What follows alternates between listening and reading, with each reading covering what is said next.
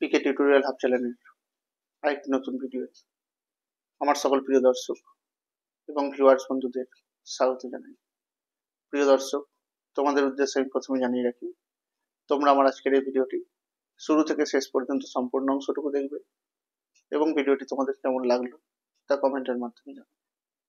তোমাদের এই কমেন্টগুলোই আমাকে পরবর্তীতে আরো এই ধরনের বিষয়ভিত্তিক ভিডিওগুলি তৈরি করতে উৎসাহিত করবে। তোমরা আমার আজকের এই ভিডিওটি তোমাদের বন্ধু বান্ধব এবং আত্মীয় স্বজনের মধ্যে শেয়ার করে দেবে, যাতে তোমাদের মতো তারাও এই বিষয়ভিত্তিক ভিডিওগুলির মধ্যে দিয়ে উপকৃত হতে পারে। পশ্চিমবঙ্গ মধ্য শিক্ষা পর্ষদের দশম শ্রেণীর ইতিহাস বিষয়ের আলোচিত অধ্যায় সংস্কার, বৈশিষ্ট্য ও পর্যালোচনা, এই অধ্যায় থেকে আজকে আমি তোমাদের ভারতে ব্রিটিশদের উদ্যোগে পাশ্চাত্য শিক্ষা বা ইংরাজি শিক্ষার বিস্তার লাভের চেষ্টা শুরু হলেও এই পাশ্চাত্য শিক্ষার প্রভাব কিন্তু ছিল সুদূর প্রসারী। সেই ভারতে পাশ্চাত্য শিক্ষা বিস্তারের প্রভাব নিয়ে আজকে আলোচনা শুরু করব। ভারতের ইংরেজি শিক্ষা বা পাশ্চাত্য শিক্ষা বিস্তারের ক্ষেত্রে বা বিস্তারের মধ্য দিয়ে যেমন এক নতুন যুগের আলোর উৎপত্তি হয়েছিল, ঠিক একই রকম ভাবে সেই আলোর পেছনেও অন্ধকার দিকও ছিল। এই পাশ্চাত্য শিক্ষা বিস্তারের ক্ষেত্রে আলোর দিক বা সদর্থক যে প্রভাবগুলি ছিল সেগুলো হলো, ভারতে পাশ্চাত্য শিক্ষা বিস্তারের ফলে ইংরেজি জানা এবং সমাজ সচেতন একটি শ্রেণীর উদ্ভব হয়েছিল, যারা সমাজের বিভিন্ন সংস্কারের ক্ষেত্রে গুরুত্বপূর্ণ ভূমিকা পালন করেছিল। এই পাশ্চাত্য শিক্ষার মধ্য দিয়েই ভারতীয়রা ইউরোপীয় দার্শনিক, যাদের মধ্যে উল্লেখযোগ্য ছিল জন লক, জেরেমি বেন্থাম প্রমুখদের উদারনৈতিক চিন্তাধারার সঙ্গে পরিচিত হয়েছিল এবং তাদের মধ্যেও যুক্তিবাদ, মানবতাবাদ, গণতন্ত্র প্রভৃতি ধারণাগুলির প্রসার ঘটেছিল, যা কিন্তু পরবর্তীকালে ভারতে জাতীয়তাবাদের সৃষ্টি করেছিল।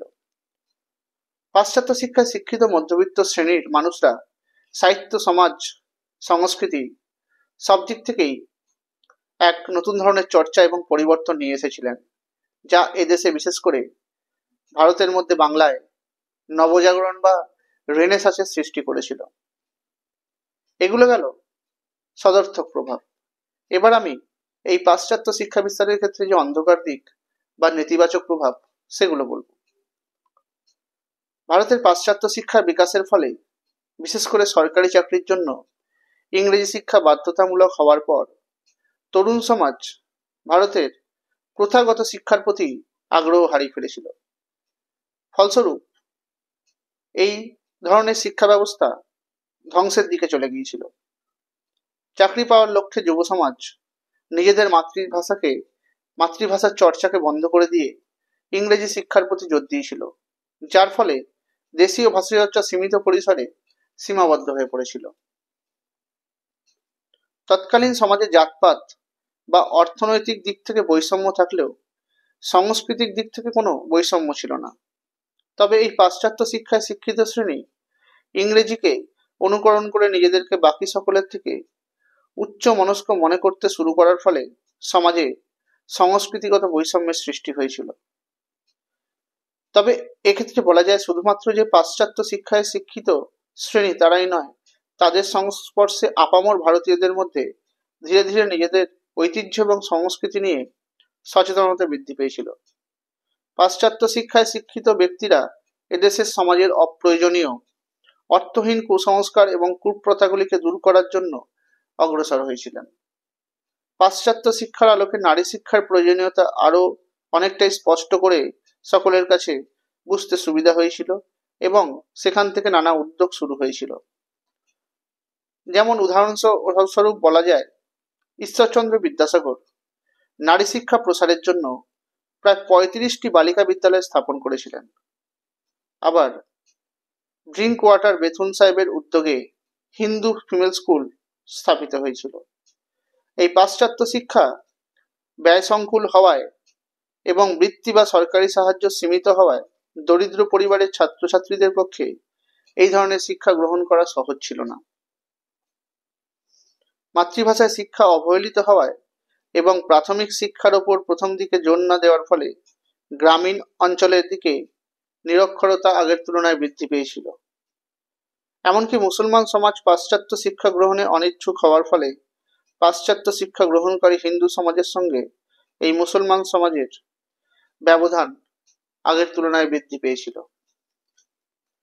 তবে এই পাশ্চাত্য শিক্ষা বিস্তারের সঙ্গে সঙ্গে সেই সময় ভারতবর্ষে সমাজ সংস্কারও অনেকটাই হয়েছিল। আর এই সমাজ সংস্কারের ক্ষেত্রে ব্রাহ্ম সমাজ গুরুত্বপূর্ণ অবদান রেখেছিল।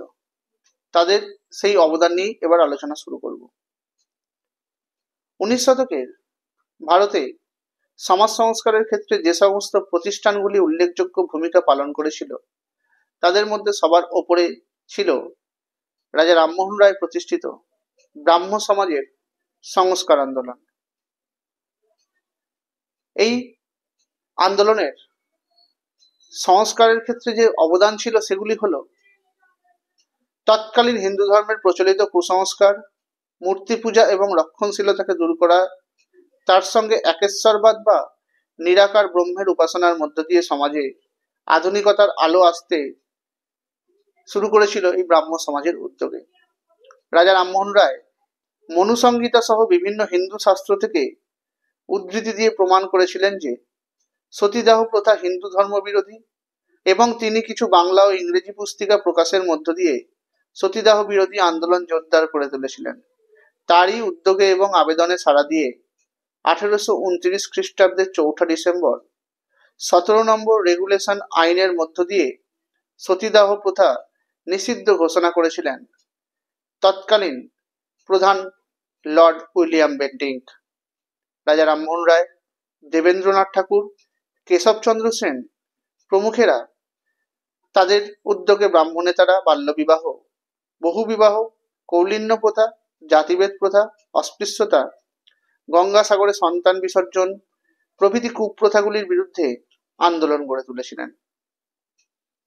তবে এই ক্ষেত্রে বলা যায় প্রধানত কেশবচন্দ্র সেনের নেতৃত্বে ব্রাহ্ম সমাজের আন্দোলনের জন্যই 1872 খ্রিস্টাব্দে 3 আইন নামে একটি আইন পাস হয়েছিল, যার মধ্য দিয়ে বাল্যবিবাহ, বহুবিবাহ নিষিদ্ধ করা এবং অসমান্য বিবাহ আইনসম্মত করা হয়েছিল।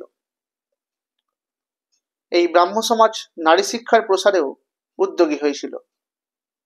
নারী শিক্ষা প্রসারের উদ্যোগে তারা সমাজোন্নয়ন বিধায়নী সুহৃদ সমিতি, যা গঠন করা হয়েছিল 1854 খ্রিস্টাব্দে, 1860 খ্রিস্টাব্দে সঙ্গত সভা, 1862 খ্রিস্টাব্দে ক্যালকাটা কলেজ প্রভৃতি গুলি গড়ে তুলেছিল।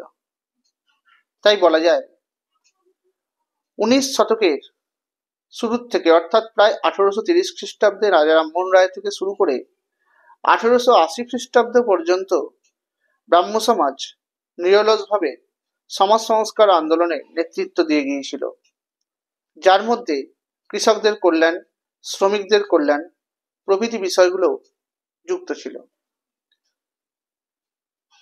আজকে আমি তোমাদের এই দুটো গুরুত্বপূর্ণ প্রশ্ন নিয়ে আলোচনা করলাম। তোমরা আমার আজকের এই ভিডিওটি লাইক করে দেবে, কমেন্ট করবে, শেয়ার করে দেবে। আমার চ্যানেল নতুন দেখে থাকলে চ্যানেলটি সাবস্ক্রাইব করে দেবে, পাশে থাকা বেল আইকনটি প্রেস করে দেবে যাতে তোমরা আমার ভিডিও নোটিফিকেশনগুলো পেতে পারো। তোমরা আমার ফেসবুক পেজে ফলো করে দেবে আর ইনস্টাগ্রামে ফলো করে দেবে। ধন্যবাদ।